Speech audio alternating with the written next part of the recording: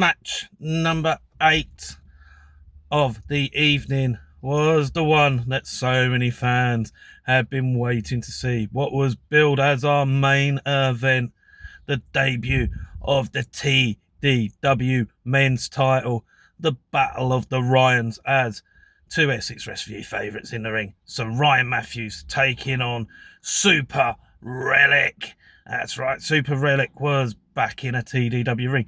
Now, Super Relic would actually come out dressed as a mix of the Green Ranger, White Ranger, whatever you want to call him. He came out as a Go-Go Power Rangers. Anyway, so Ryan Matthews would start by slapping him. Then he would absolutely explode, sending Super Relic, would explode at this point, sending Ryan Matthews to the outside. They fight on the outside. So Ryan Matthews would be taken to the bar. Super Relic would throw some water at him and then trash talk him. At this point, Sir Ryan Matthews would hit a chop followed up by an eye gouge and a slam on the apron before carrying on the beatdown in the ring.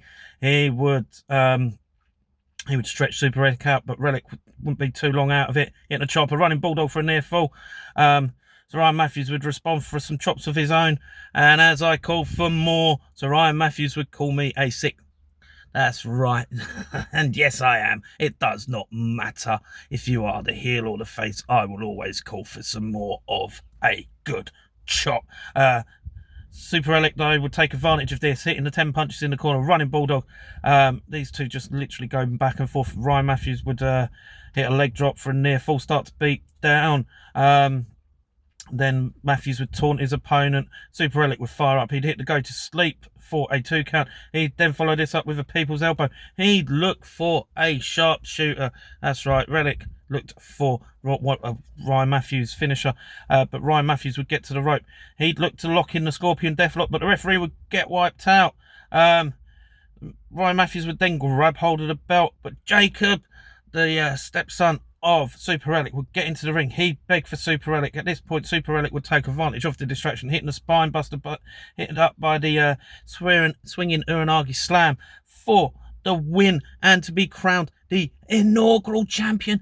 And the place absolutely erupted for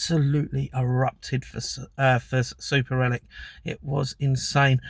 Great to see a bit of sportsmanship at the end between these two, but what a great build main event this was. Absolutely loved it. You know, could have gone either way.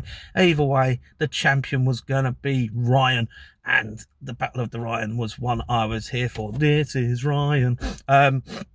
So Ryan Matthews, you know, he is such a great competitor.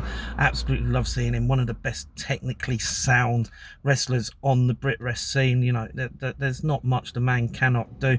He can hit hard. He can hit true. He can just out wrestle pretty much most individuals in that ring. He is that talented, but he came up short in this one, which I'm gutted about in some ways, because I do love his Scorpion Deathlock. When he locks it in, not many people get out of it.